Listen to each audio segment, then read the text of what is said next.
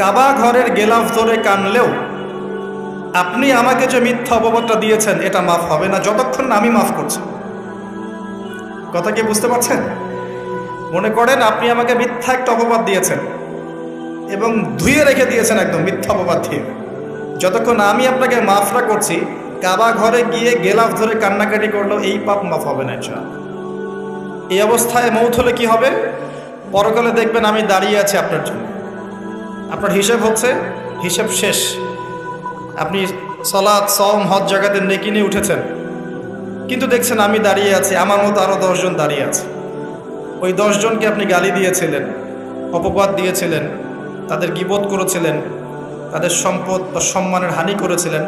এখন কিয়ামতের মাঠে আপনার নেকি দিয়ে এই ঋণ শোধ করতে হবে, অন্য কোনো অপশন নাই।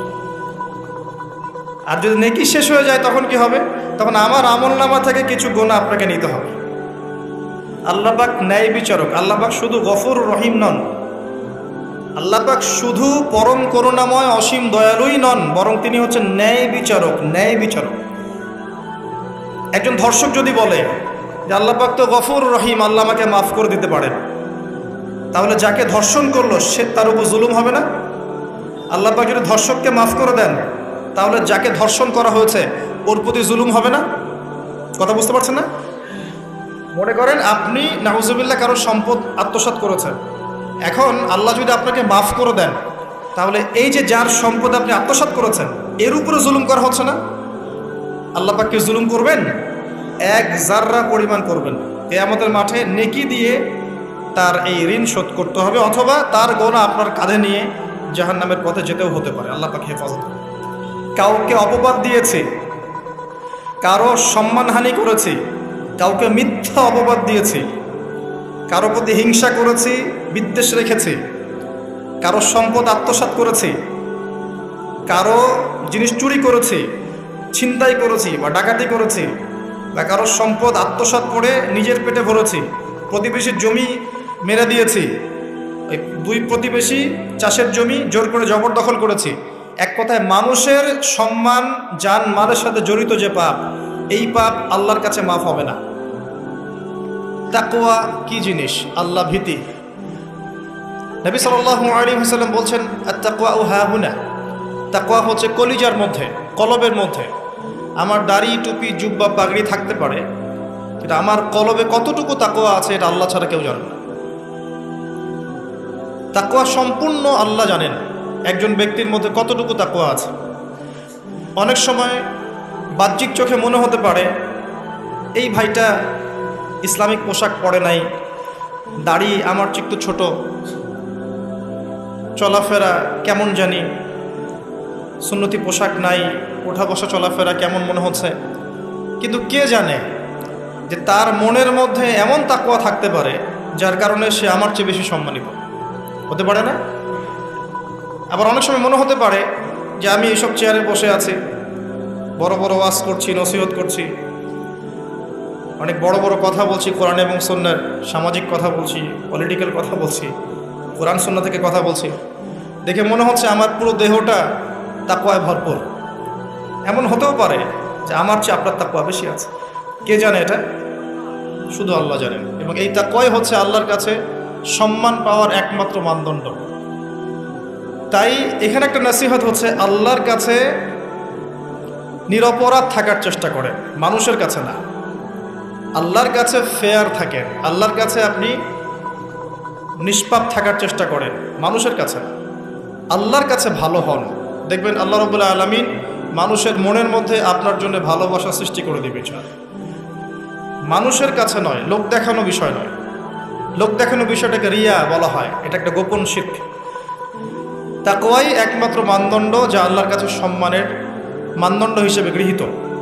বংশ, ভাষা, দেশ বা জাতি বা বর্ণ, রক্ত, এগুলো তাকওয়ার মানদণ্ড নয়। এগুলো আল্লাহর কাছে সম্মানের মানদণ্ড নয়। এটা আগে ভালো করে আমাদেরকে বুঝতে হবে। আর সেই ব্যক্তি মুত্তাকি নিঃসন্দেহে, যে আল্লাহকে ভয় করে, আল্লাহর আদেশগুলোকে মেনে চলে, আল্লাহর নিষেধগুলোকে বর্জন করে, নবী সাল্লাল্লাহু আলাইহি ওয়াসাল্লামের তরিকা মতো চলে, কোরআন এবং সুন্নাহর আলোকে জীবন গড়ে, ইনশাআল্লাহ আমরা বলতে পারি এই ব্যক্তি মুত্তাকি। তারপরেও এই ব্যক্তি চূড়ান্তভাবে জান্নাতে যাবে কি যাবে না, এই কথা আল্লাহ ছাড়া কেউ বলতে পারেন? আসেন, উমর রাদিয়াল্লাহু আনহু একজন সাহাবীকে বলছেন, আপনি কি আমাকে বলতে পারেন তাকওয়া কাকে বলে? উমর রাদিয়াল্লাহু আনহুকে বলা হচ্ছে, হে আমিরুল মুমিনিন, আপনি কি কখনো কাটা বিছানো পথে হেঁটেছেন? উমর রাদিয়াল্লাহু আনহু বলছেন, হ্যাঁ হেঁটেছে। কিভাবে হেঁটেছে? আমরা সতর্কতার সাথে পা ফেলেছি। ওই সাহাবী বলছেন, এটাই হচ্ছে তাকওয়ার উদাহরণ। জীবনে চলার পথে আপনার সামনে শিরিকের টোপ থাকতে পারে, বেদায়াতের টোপ থাকতে পারে, হারাম রিজিকের টোপ থাকতে পারে, জেনার টোপ থাকতে পারে, সুদের টোপ থাকতে পারে, অনেক রকম টোপ কাটা আপনার পথে থাকতে পারে। আপনি এগুলো বেছে বেছে চলছেন, বেছে বেছে পা ফেলছেন এবং জান্নাত আপনার গন্তব্যের দিকে এগিয়ে যাচ্ছেন। এটার নাম হচ্ছে তাকওয়া। আপনি আমি খুব ভালো করেই জানি যে আমরা আমাদের জীবনে কি কি বড় পাপ করেছি, আমাদের বিবেক জানিয়ে দিবে না? আমরা কিন্তু ভালো করেই জানি যে আমরা আমাদের জীবনে কি কি বড় পাপ করেছি। কত বছর নামাজ পড়িনি, কত বছর রোজা রাখি নাই, কত বছর যাকাত দেই নাই, কার কার ক্ষতি করেছি, কার কার উপর জুলুম করেছি, কয়বার জেনা করেছি, কয়টা মেয়ের সাথে সম্পর্ক করেছি, কতদিন বেপর্দায় চলেছি, বয়ফ্রেন্ডের সাথে কোথায় কোথায় ঘুরেছি, বয়ফ্রেন্ডের সাথে কি কি করেছি। এখন তো গার্লফ্রেন্ডও কি কি করে, তাই না ভাই? সুবহানাল্লাহ। আর কিসের জন্য অপেক্ষা করছেন? কিয়ামতের জন্য। আর কোন নিদর্শনের জন্য অপেক্ষা করছেন? তবে এর পরে একটা সময় আসবে যখন মানুষ ছেলে ছেলে আর মেয়ে মেয়ে বিয়ে করবে। এই ধাপটা পার করে আরেকটা ধাপে যাবে, সেটা হচ্ছে মানুষ জন্তু জানোয়ারের সাথে জেনা করবে। বিশ্বাস করলেন না? অপেক্ষা করতে থাকেন। যখন এটাও দেখবেন তখন আমার কথা মনে করে, ভাই কথাটা বলছিল আগেই, মানুষ জন্তু জানোয়ারের সাথেও জেনা করবে। ছেলে ছেলেকে বিয়ে করছে না, মেয়ে মেয়েকে বিয়ে করছে না, এবং এটাকে প্রমোট করা হচ্ছে এমনভাবে যে এটা একটা ভালো জিনিস, এটা একটা ব্যক্তি স্বাধীনতা, মানুষ চাইলে করতেই পারে। কয়দিন পরে দেখবেন মানুষ জন্তু জানোয়ারের সাথেও জেনা করবে। বাচ্চাদেরকে মানুষ ধর্ষণ করছে না? এক সময় ছিল কি এই জিনিসটা, বাচ্চাদেরকে কেউ ধর্ষণ করতো? আজকে থেকে 100 বছর আগে ছিল? চিন্তা করে দেখেন, ছিল না। কিন্তু এখন স্বাভাবিক হয়ে যাচ্ছে না? অনেক দেখবেন বাচ্চা এখন ধর্ষিত হচ্ছে। আর যেহেতু এগুলোর বিচার হয় না সুষ্ঠু, ধর্ষক পার পেয়ে যায়। এগুলো কিন্তু এমনি এমনি হয়নি, আস্তে আস্তে এই সময়গুলো আসবে। যাই হোক, আমরা আমাদের ঈমান আমল হেফাজত করি, আমাদের পরিবারটাকে হেফাজত করি। আল্লাহ পাক তৌফিক দান করুন।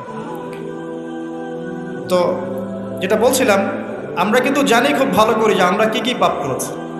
এই পাপগুলোকে একটু খাতার মধ্যে লিস্ট করতে হবে। পারবেন? নিজের বড় বড় পাপগুলোকে খাতায় লিস্ট করতে পারবেন? পারা যাবে ইনশাআল্লাহ।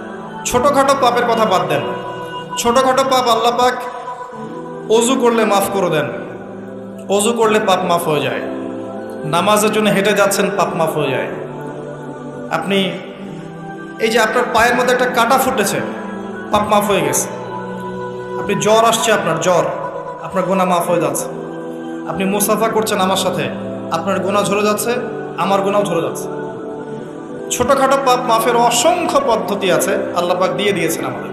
কিন্তু কবিরা গুনাহ, বড় বড় কবিরা গুনাহ খাঁটি তওবা করা ছাড়া মাফ হবে না। আমি কি বোঝাতে পারছি? কবিরা গুনাহ খাঁটি তওবা না করলে মাফ হবে না। এই রমাজানে আমাদের কবিরা গুনার লিস্ট আমাদেরকে করতে হবে, নিজের আমলনামার লিস্ট নিজেকে করতে হবে। এবং রমাজানে রোজা রেখে সওমরত অবস্থায় আল্লাহকে বলতে হবে, আল্লাহ আমি অমুক পাপ করেছিলাম, আমাকে মাফ করে দাও। আল্লাহ আমি অমুক পাপ করেছি, আমাকে মাফ করে দাও। আল্লাহ আমি অমুক পাপ করেছি, আমাকে মাফ করে দাও। পারা যাবে ইনশাআল্লাহ? আল্লাহর জন্য এক মুহূর্তের ব্যাপার। আল্লাহ পাক আপনার সমস্ত পাপকে নেকি দিয়ে পরিবর্তন করে দিবেন ইনশাআল্লাহ, যদি মুখলেসভাবে আপনি তওবা করতে পারেন। আরেকটা বিষয় থেকে যায়, সেটা হলো মানুষের সাথে জড়িত হক। অনেক সময় দেখা যায় কাউকে গালি দিয়েছি, এই জন্যে সবসময় সতর্ক থাকবেন আপনার যারা যেন মানুষের হক নষ্ট না হয়।